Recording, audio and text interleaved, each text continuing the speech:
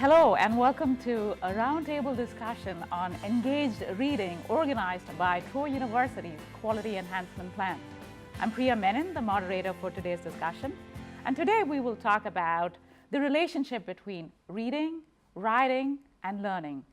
Any sort of learning, any sort of writing, any sort of reading. Let me go ahead and introduce you to our panelists. We've got Amber Richards, a graduate student from Troy, Dr. Tim Buckner from the History Department, Randall Williams, author of many books, including one on W.B.E. Du Bois and one on Johnny Carr. And he's also editor-in-chief of New South Books, based off in Montgomery. We have Dr. Annette Allen, chair of social sciences. Welcome to this panel. Let me begin with a question for our author. Randall, have you always been a reader? What kind of reading did you do initially? Did it ever help you become a writer? I think fundamentally yes, and I have been an avid reader as long as I can remember, really. I grew up way out in rural Alabama, and there was not a lot of diversion at that point. Once the sun went down and you were inside, we didn't have TV in my house when I was younger. And I read every day. I went to a small rural school until I was about halfway through the 8th grade. And when I left that rural school, I had read every book in the school library. And that's not as big as an accomplishment as it sounds, because the library is pretty small. Okay. But even so, reading is very fundamental. And it shaped not only my interest in school, but I think it shaped my interest in writing and my curiosity about what was going on in the world out there, which I realized pretty early was way bigger than, maybe people around me, my own family, for example, thought. Okay, wonderful. Annette, what about you? What is engaged reading for you and in your particular discipline? Okay. Well, engaged reading for me, not only in my discipline, I'm a sociologist, but in my department we also have anthropologists and geographers, and we have liberal studies and a wide variety of kind of multidisciplinary areas. But what we're looking for when we look for engaged reading is coming up with readings that, of course, are going to be complementing the subjects that we're teaching. Our subjects are very diverse, just like in history. But for us, we might be studying, we might have a class on sexuality, or we have a class on medical sociology, or a class on stratification. So what we do is we find some of our faculty may use anthologies that are written by different individuals, kind of firsthand experiences. Some of the books that we use are readers that go along with materials to let the students see different people's opinions, different aspects of the areas. But you start with the reading, but where the real learning takes place is when you have them take that, bring it to the classroom, and we have discussions. Yes. We start working on that critical thinking skills, yes. And you go from there into the writing. Yes. We have a lot of papers, research papers, critical analysis. So we see the idea of having the engaged reading is to find the materials that are going to lead the students towards these discussions using their critical thinking into critical writing skills. Wonderful. What about you, Tim? It's very much the same. For us in history, selecting the readings is really about finding ways to kind of engage not just the subject, but also the author's argument. To kind of engage those critical thinking skills. And so what I often do in my class, we do a lot of discussion. I feel like if you read these things and you come to class, if you can talk about it, if you can explain the author's argument, if we can talk about how he or she makes that argument, then I feel like you really can kind of not just understand the subject matter, but also get some sense of maybe how to craft these things yourself. And so we'll do that in order to engage that way. I like to do writing assignments to do similar things. Sometimes a kind of low stakes kind of writing is what we call it, right? Where it's a small percentage of the grade perhaps, but it gets students used to the idea of engaging these readings in this way. And then move up to larger ones that way. So discussions and smaller readings sometimes, and then into perhaps a larger project. Mm-hmm. What about for you, Amber? As a student, how do you engage with the material that you're given to read? For assigned reading? Uh-huh. Well, it really depends on what it is. If it's something for, let's say, one of my TESOL classes, something that's really academic, it goes back to critical thinking, like you said. You know, I read it, and can I carry on a conversation with myself about it after I've read it? If I can, then I know I've engaged in it and I really understand it. If I'm reading something for pleasure, I usually select my reading based on, well, what do I want to write? And for me, engaging in that is, can I see what the author is doing? What are the symbols? Where is this plot going? What does this say? So it really depends on what it's for as to the kind of engagement and how you approach it. Okay. So the context actually Yes. sets the way you read the text, Yes. right? Okay. Yes. I want to come back to Randall. What kind of preparatory work, if at all you do, when you write your own text, in order to make sure that you're engaging with your audience? Do you have a set audience in mind when you compose your work? Well, I was listening to what Amber was saying, and I was thinking as she was saying it that, you know, the same process applies to us as editors and writers. Yes. We're, you know, trying to, you know, as writers, we're looking at our idea, we're trying to decide what the worth of that idea is, and then how to, you know, find the meaningful part of what this person we're writing about, or the topic, how to explain that, you know, how to do it in a way that somebody will pick it up and say, you know, I understand this and it interests me. Yes. And that's harder, that's harder to do than many people think, because it's hard to do focused writing. Sure. And to compose things that have good structure and a good compelling narrative and pull you into it, and yet still at the end have engaged your reader in such a way that she can have that conversation with herself and with other people about it. But it's all the same goal, right? You know, writers and readers, the one can't exist, you know, without the other.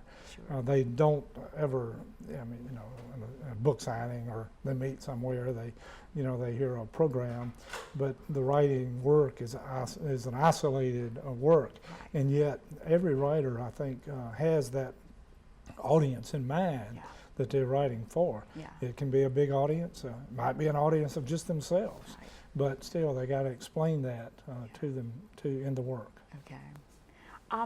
In terms of class assignments, this is for our faculty, how many pages do you typically assign to? Does it depend on, you know, the more I teach my upper level classes, I find students are okay with having a 50-page assignment per day. I know that it would vary in each of our disciplines, but typically what is your reading load for your students? We'll start with Tim. With an upper level class for history majors, I usually do 5 books for the semester. And some of those books might be short, some of them might be fairly long. If they're longer ones, maybe I break them up into shorter segments. What I've done lately with a lot of them is I take books that are collected editions with essays in them, so we can hit different subjects, and thus breaking it up that way. The reason why I'm asking is, you know, when a student sees a shorter piece, short stories are always a welcome change in my class, as opposed to longer novels. Right. So how do we engage a student to make sure, or any one of us, right, to make sure that we get through the entire text? We're so used to these Twitter streams and Facebook updates. What do you do in order to make sure that happens in your class? I mean, the short answer is grades, right? I mean, we can force this.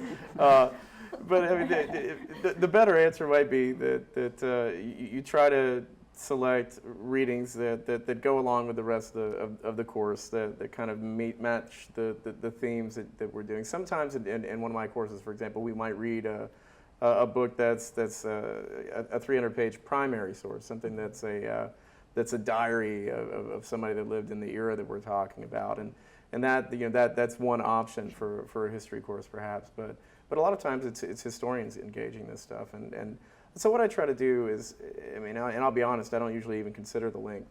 I consider what scholars I think make the most compelling arguments for the class we're offering. What's the kind of, sometimes it might be cutting edge stuff, and sometimes it might be stuff that was old when I was in grad school.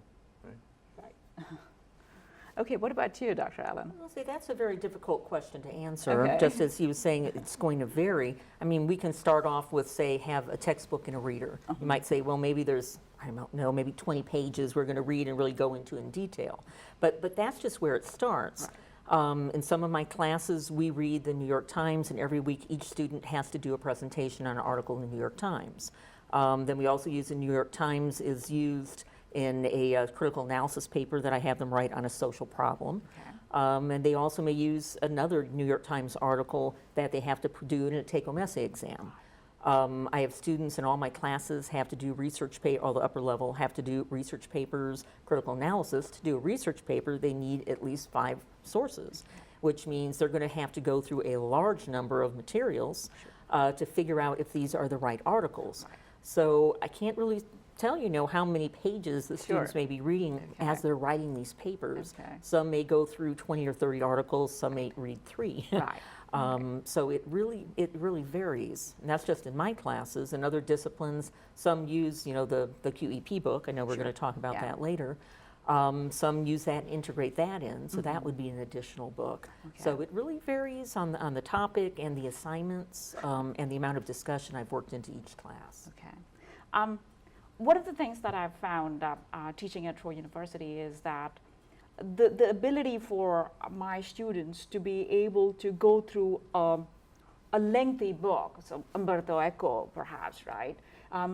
The minute that they see the volume, somehow that bothers them. And I agree with what you're saying, Tim, right? It depends on the discipline, or it depends on the assignment, right?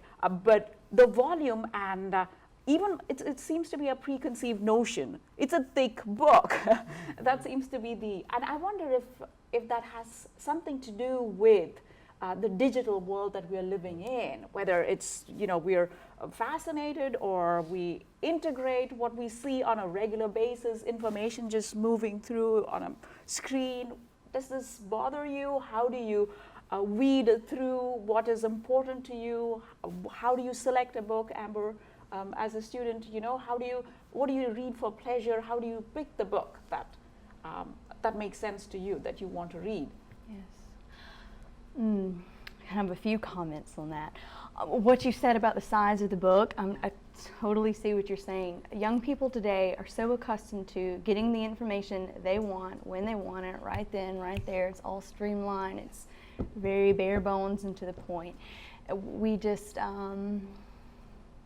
I don't think a large number of young people today are reading for pleasure. It's not seen as something that has entertainment value anymore.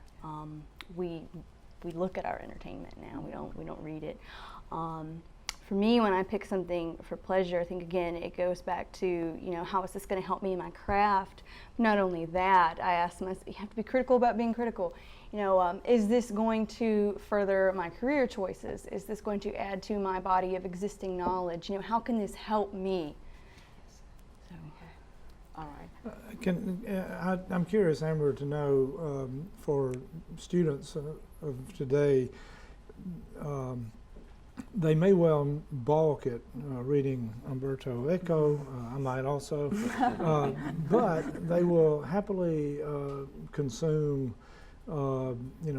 7 volumes of Harry Potter, or Game of Thrones, or say 50 Shades of Grey, right, something like that. So in a way, I wonder if it's the capacity to engage, has diminished, or simply it's the amount of choices that people have in what they consume.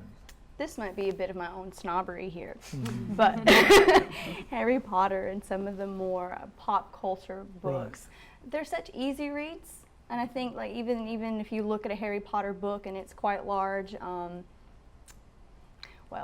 Maybe the text, the font is large too, so I don't think it's really as long as it seems. But the content of those books is important to consider.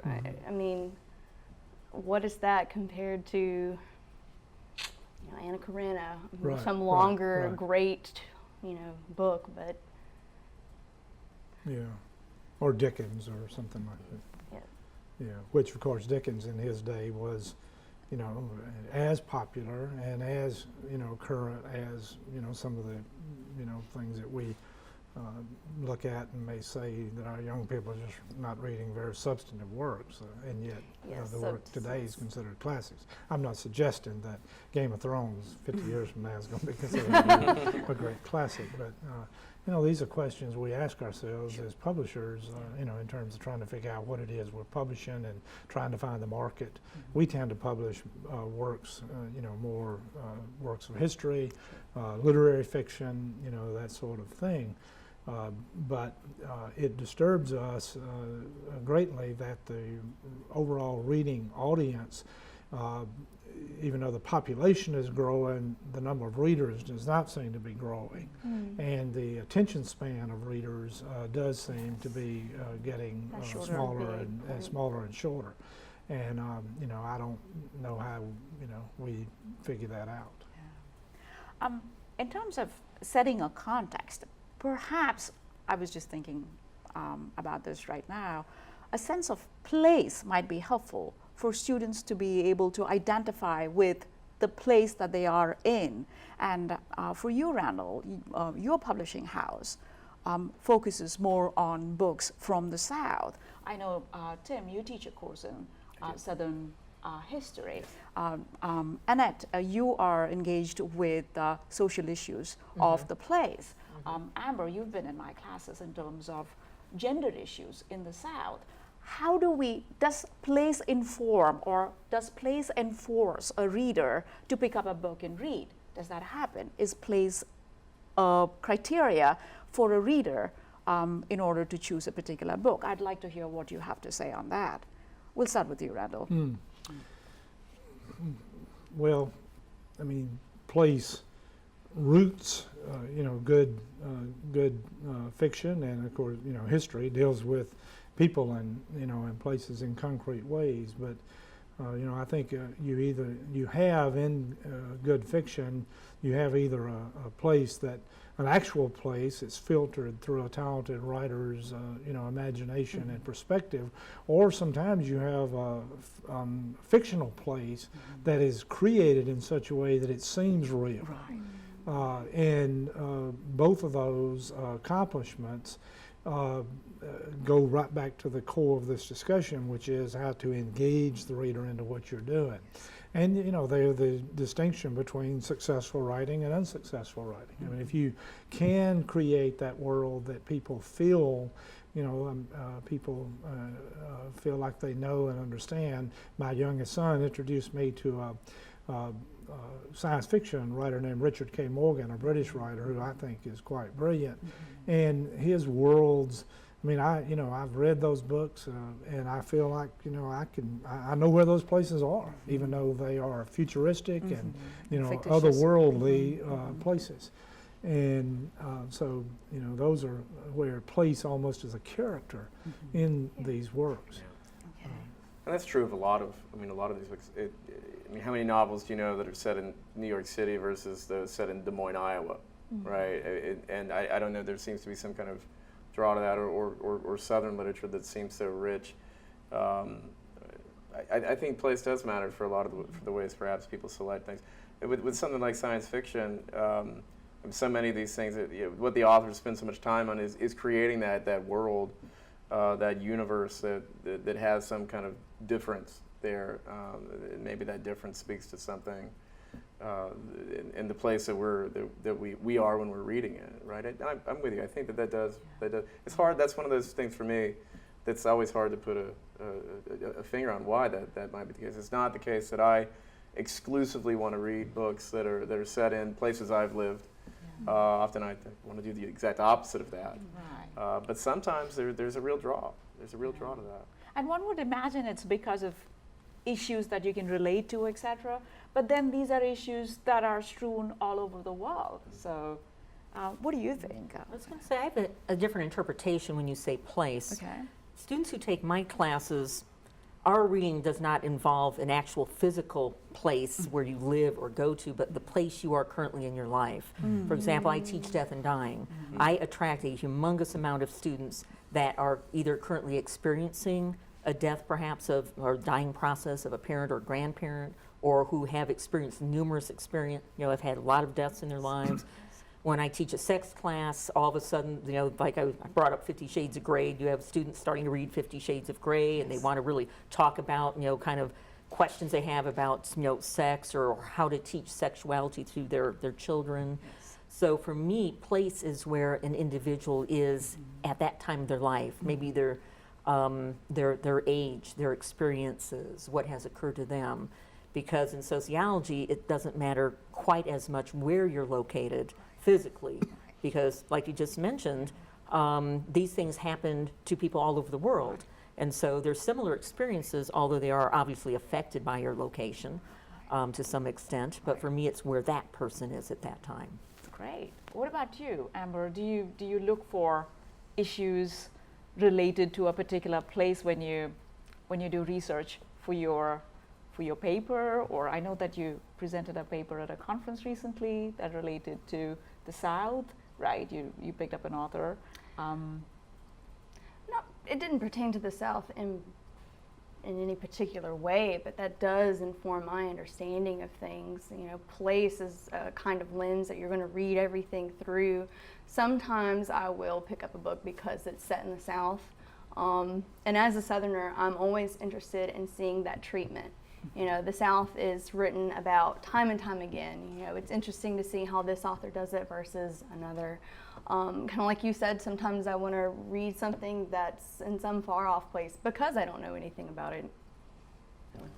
Okay. The interpretation shifts also Sure. in all these, and I'm thinking about history particularly, and we had an understanding of Thamesville slavery. We had an understanding of slavery for many, many years after the Civil War, on up really into the mid 1900s. That turned out to be in some way, it's kind of a mythical understanding, because the reality, and we have learned, was actually quite a bit different from this, and because you were dealing with ways of research, the slaves themselves left very few written records, and so we had to wait until scholars developed new ways of examining history in order to understand some of these deeper things. So, in your classes, I'm sure you've got to teach not only about the history, but about the historiography as well. And how do you balance those things in the reading? That's right, and that's tough.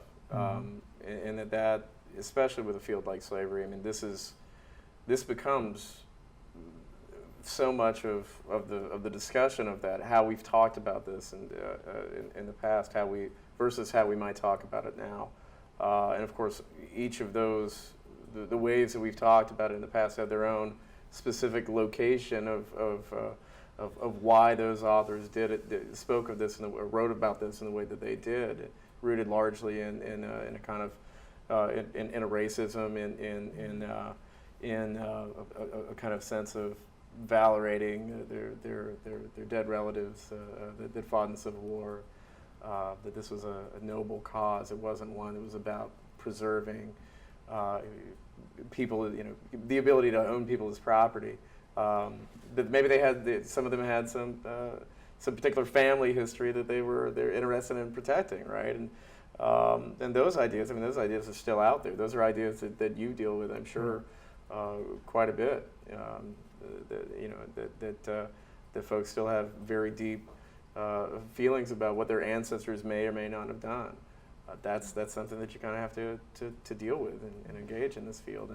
And oftentimes there is, I've given talks and had people get really angry at me for suggesting that the Civil War was about slavery. It was. It's hard to get past that. But this is kind of, it's still for a lot of them very much a personal story, right? And I was thinking about what Annette said about place, and about places in your lives and how you engage this. That is how people might think about place. I know that. I mean, if I look at my own personal history with reading, I mean, I certainly read differently now, select things differently now than I did when I was your age or when I was younger than that.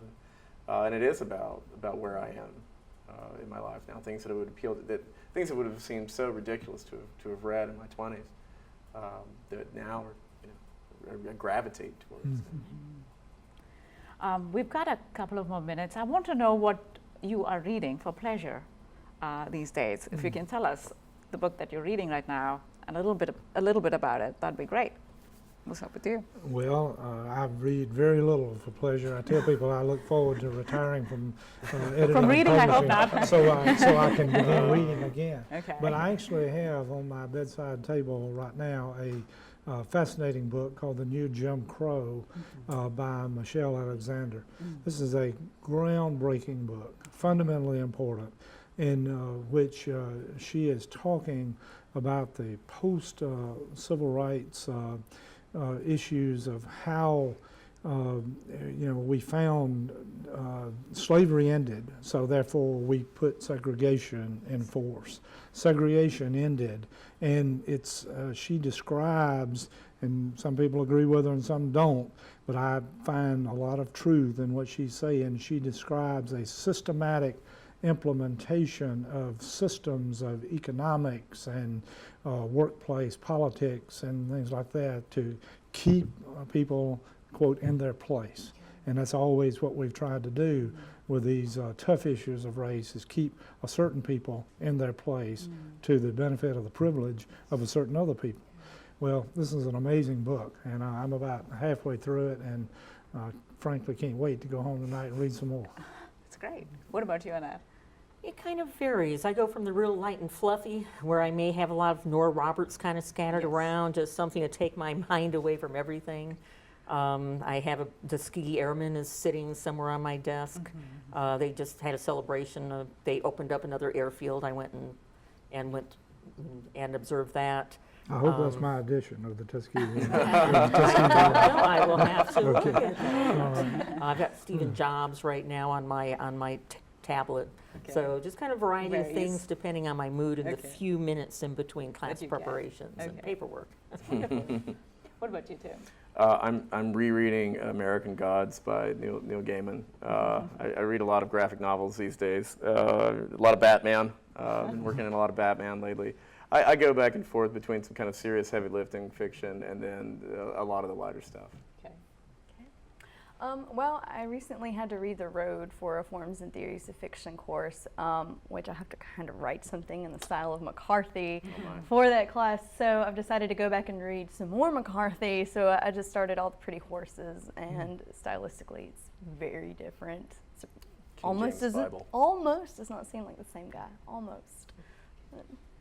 That's wonderful. That's all time we have for today. Thank you for joining us for this particular roundtable. Hope to see you again on another round of roundtables. See you soon. Goodbye.